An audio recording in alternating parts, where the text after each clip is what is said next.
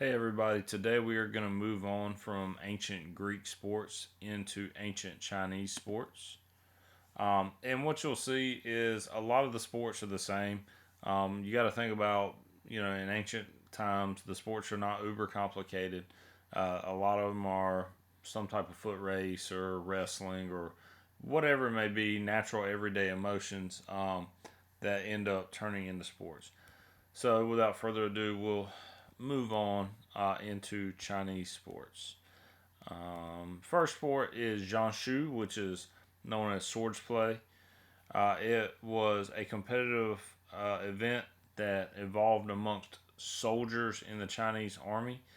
Men were the predominant participants, but women were also allowed to participate.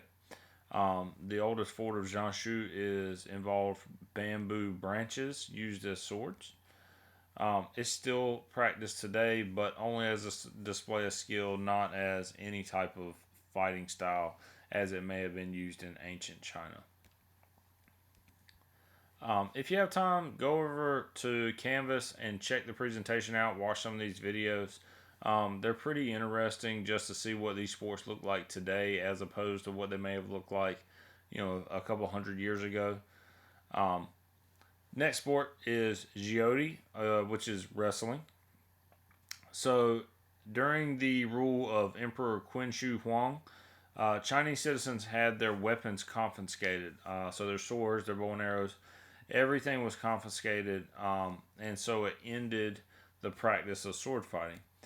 Um, so up to that point, people used, like a sword fight to settle disputes, and with the swords being confiscated, they had to find other ways. And so the most natural way was a wrestling match. So that's where Giodi comes in.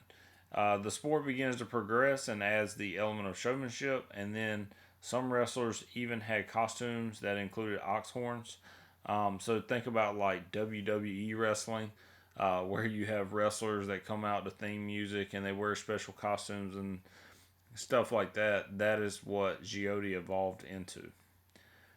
It became very popular for entertainment, not just settling disputes.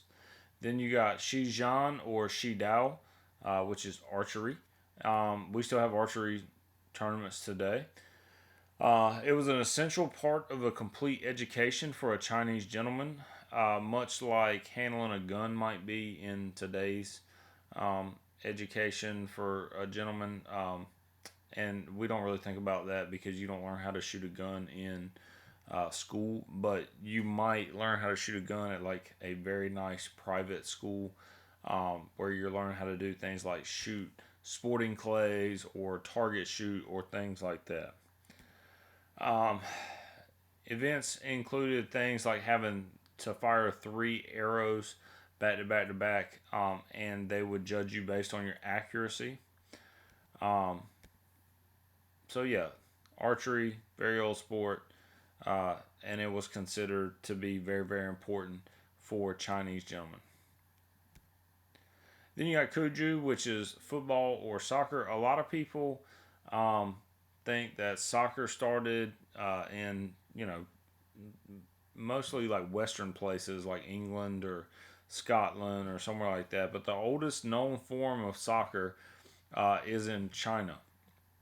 And it's a little different than what we think of as soccer today, but still, there was a ball used on the ground, kicked into some type of goal. So originally, balls were made out of an animal bladder that was blown up and then stitched together inside of 8 pieces of leather. That didn't really hold up very well, so they would eventually um, move on to like a feather type ball that's stitched up. Um, but they would also, if you can see right here, they would kick the ball back and forth through this, and that is how they scored points, almost like volleyball with their feet. Um, and then there was another type where there were holes dug in the ground, and you would try and kick the ball into the hole like a more traditional soccer match. But instead of having a goal, you would kick the ball into the hole. Then you got Juju, which is polo. This was played mostly by nobles. And participants rode horses while hitting balls made with long wooden sticks. Women were allowed to participate for recreation. 11 of the 9 Chinese emperors could be described as hardcore Jiu-Jitsu fans, and they even hired people into the military based on their Jiu-Jitsu skills. So this was very popular. We see polo played still today. It's thought of as like a sport for people who are wealthier because of the fact that you have to own a horse. And as a matter of fact, in the next video, we'll talk about another sport that involves horse riding, and it's got a polo-like aspect to it. But I'll say that for later. All right, then you got Shuwan, which is golf. Shuwan is very similar to what we think of as modern golf, which was invented in Scotland, but it's a little different. It was set up in open fields, and it only had 10 holes. Rather than counting strokes, as in modern golf, the person they got their ball into the target hole when the least amount of strokes got a point. So they played like a match play style rather than a stroke play style golf. This game was played by nobles and common people. That's going to be important because it is a question on your test. Hint, hint. Common people were interested in golf, and it was affordable because you could make your own clubs back then. While golf clubs cost hundreds, if not thousands of dollars today, back then you could just make your own clubs. Here's some examples of some ancient Chinese clubs, and that is what a golf course would have looked like. See how it's much closer than what we think of as a golf course today. Then you got Bingzi, which is ice skating. So initially, the ice skating was a warrior's art, or was considered a warrior's art, because what would happen is the Chinese would use frozen rivers to travel on and transport supplies, because in China it gets very, very cold. So in order to cut off their enemies, they would ice skate to where they were going where possible, instead of having to walk over snowy mountains or whatever it may be. It became very competitive, and competitions such as figure skating and ice aerobatics, speed skating quickly became prevalent.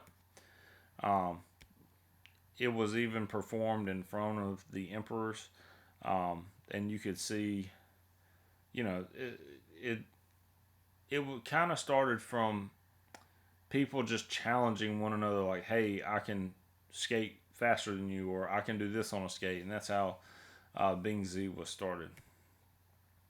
That's all for today, guys. I hope you're all doing okay, and I will see you soon.